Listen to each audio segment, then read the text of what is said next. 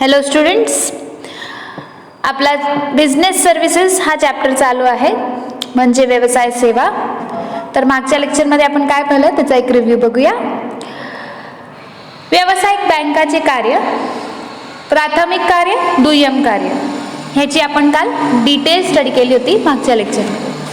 तर आज आपण बघूया ई बँकिंग सेवा मीन्स ई बँकिंग सर्व्हिसेस. तर ई बँकिंग म्हणजे इलेक्ट्रॉनिक बँकिंग होय. ई बँकिंगला आभासी बँकिंग मीन्स व्हर्च्युअल बँकिंग असेही म्हणतात. ई बँकिंग हे एक संगणक आणि इलेक्ट्रॉनिक क्षेत्रातील विकासाचे फलित आहे. ई बँकिंग अंतर्गत बँकिंग कार्याचे संगणकीकरण केले जाते. ई बँकिंग काही घटक खालीलप्रमाणे आहेत. तर ई बँकिंगच्या अंडर काय काय येतं ते आज आपण बघूया. ठीक आहे. आता ई बँकिंग हे आजकाल खूप कॉमन झालंय आणि ही एक खूप ॲडव्हान्स टेक्नॉलॉजी आहे, दॅट इज ई बँकिंग. तर बघूया what is E banking. E-banking stands for an electronic banking. It is also called as virtual banking.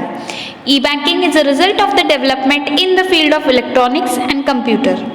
Under e-banking, the banking operations are computerized. Some of the elements of e-banking are as follows. म्हणजे ह्याच्या under जे पण banking operation असतात ते computerise असतात, त्याच्यावर paper work नसतं. It's just a computerised work. तर पहिला आहे त्यात automated teller machine means ATM, म्हणजेच स्वयंचलित नगद प्रदान सुविधा, दॅट इज ATM. पैसे काढण्यासाठी किंवा जमा करण्यासाठी ग्राहक स्वतः वापर करतात. तसेच विविध सुविधांसाठी जसे की शिल्लक नगद चौकशी, पैसे हस्तांतरण, धनादेश पुस्तक, मागणी, खाते विवरणासाठी देखील याचा उपयोग होतो. आज रोख स्वीकारू यंत्राद्वारे, that is cash deposit machine, रोख रक्कम खात्यामध्ये जमा करण्याची सुविधा देखील उपलब्ध आहे. Now what is ATM? The ATMs are the electronic machine which are operated by the customer on his own to withdraw or deposit the money. ठीक है? It is a very nice service available for the customers. They can anytime at any place they can withdraw their money wherever they need. So let's move to the next point, that is credit card. Credit card म्हणजे payment card होय. सदर कार्डाद्वारे कार्डधारक विविध बाबींसाठी पैसे खर्च करू शकतात. सुविधा देणारी बँक एक प्रकारचे तरल खाते तयार करून ग्राहकांना विशिष्ट पैसे वापरण्याची सुविधा देते.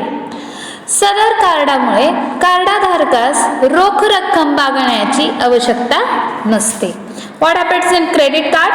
Credit card is a payment card. It allows the card holder to pay for the different transactions he performs.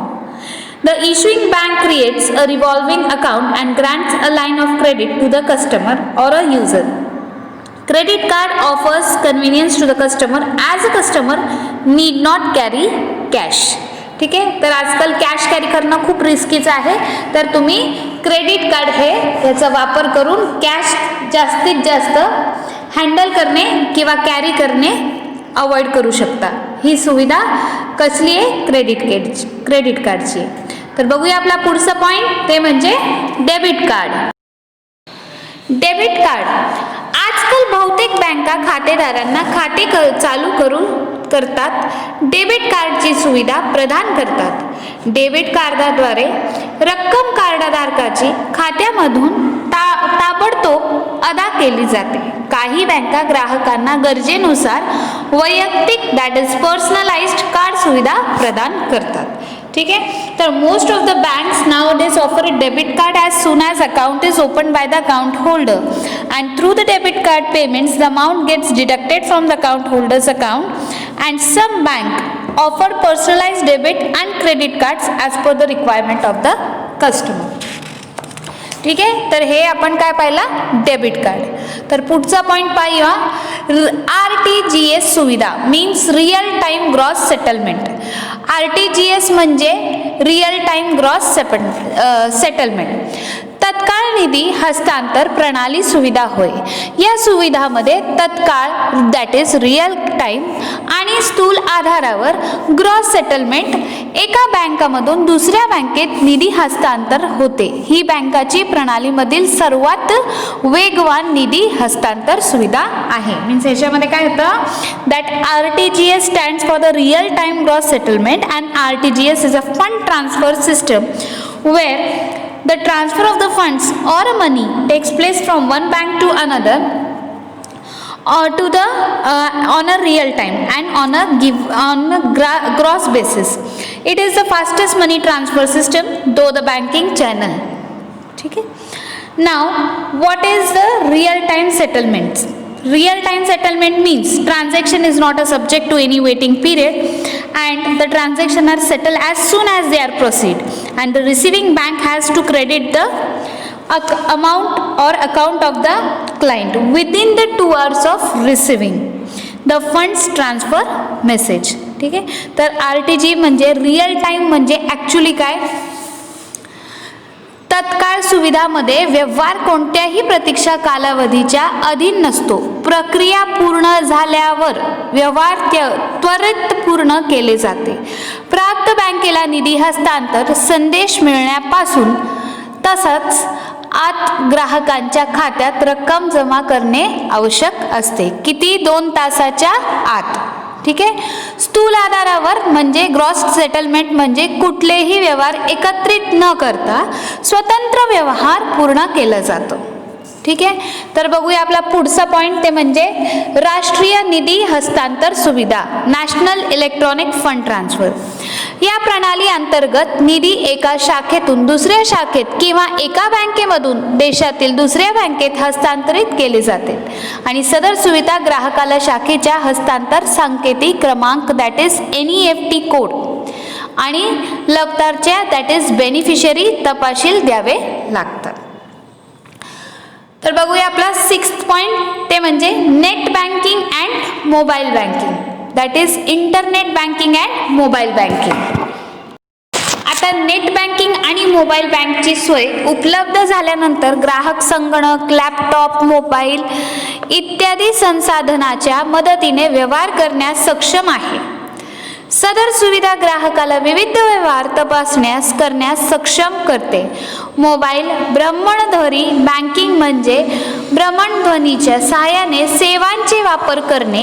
या सुविधांसाठी ग्राहकाला बँकेत नोंदणी केल्यानंतर विशिष्ट क्रमांक मिळतो. ग्राहकांना भ्रमणध्वनीवरून शिल्लकीची विनंती निधी हस्तांतर धनादेश थांबवण्याची सूचना धनादेश पुस्तकिता विनंती इत्यादी व्यवहार करता येतं. ठीक आहे. तर ह्याच्यात आपण बरंच काही करू शकतो. आजकाल आपल्याला घरी बसल्या बसल्या खूप बँकिंग सुविधा भेटली आहेत. जसं काय online banking internet banking mobile banking. ठीक आहे. तर टेक्नॉलॉजीचा आपण खूपसा आता यूज करायला लागलोय. We are very much familiar with the technical knowledge now. बघूया आपला पुढचा पॉइंट दॅट इज तत्काळ पैसे देयत सुविधा means instant money payment system. ही सुविधा ग्राहकांना इतर कोणत्याही बँक खात्यात त्वरित निधी हस्तांतर करण्यास सुविधा उपलब्ध करून देते. ठीक आहे. ही सुविधा कशी आहे म्हणजे तत्काळ तुम्ही कोणत्याही बँकात खात्यात त्वरित निधी हस्तांतर मीन्स ट्रान्सफर करू शकता. आता आपला नेक्स्ट कन्सेप्ट आहे ते म्हणजे NEFT. NEFT stands for the National Electronic Fund Transfer. That is, under this system, funds are transferred electronically from one branch to another branch or from one bank to another bank in the country. The client has to give details of NEFT, code of branch and account number of the beneficiary to whom the money is to be transferred. The NEFT settlements takes place at a particular time during the working hours, and for instant settlement of fund transfer request is in NEFT system is done on half hourly basis. There are 24 half hourly settlement batches run from 8 a.m. to 7 p.m. and all on working days of week. The main difference between NEFT and RTGS is that in the case of RTGS, transfer is done on gross settlement basis, while NEFT is on the deferred net basis where transactions are bundled together. बघूया आपला next point, that is net banking and mobile banking. With the introduction of net banking, the client is able to transact banking operations with the help of computers, laptop and other gadgets. The internet banking services enables a client to check the various transactions, facilitates payment of various things, transferring funds, etc. Mobile banking refers to the use of banking services with the help of mobile phones. Well, the client registers with the bank for this facility and gets the unique code for transactions. The client can perform various transactions such as request for balances, transfer of funds, stop payment, issue of checkbook, etc. ठीक आहे. So net बँकिंगमध्ये आता किती सुविधा निघाली आहेत की mobile banking काय करतो, कोणत्या कोणत्या सर्व्हिसेस देतो त्यांच्या क्लायंटला register with the bank for the facility and get the unique code of transaction. The client can perform various transaction. कोणते कोणते ट्रान्झॅक्शन करू शकतो कस्टमर? रिक्वेस्ट फॉर बॅलन्सेस, परत फंड्सची ट्रान्सफर करू शकतो, stop payment issue of cheque, stop payment issue of cheque ते पण आपण करू शकतो. ठीक आहे. तर आज आपण काय पाहिलं? ई बँकिंग सेवा पाहिली, त्यात आपण पाहिले स्वचलित नगद प्रदान सुविधा, ते म्हणजे ATM. दुसरं आपण पाहिलं क्रेडिट कार्ड, तिसरा आपण पाहिलं डेबिट कार्ड. त्याच्यानंतर आपण पाहिलं RTGS, that is real time gross settlement. मग आपण पाहिले national electronic fund transfer, that is राष्ट्रीय निधी हस्तांतर सुविधा. त्याच्यानंतर आपण पाहिले नेट बँकिंग आणि mobile banking, that is internet banking and mobile banking. तत्काळ पैसे देयक सुविधा म्हणजे instant money payment system. Instant मनी सिस्टममध्ये काय होतं, त्वरित जे पैसे आहेत ते लगेच ट्रान्सफर होतात विदाउट एनी टाईम. हे म्हणजे हे जे आहेत ना, हे instant money payment system, it stands for a immediate payment services. Immediate payment केली जाते. दिस फॅसिलिटी काय करते, allows a customer to instantly transfer funds to any other bank account. तर स्टुडंट्स, तुमचा अभ्यास चालू ठेवा. हा खूपच इम्पॉर्टंट चॅप्टर आहे. चांगला अभ्यास करा.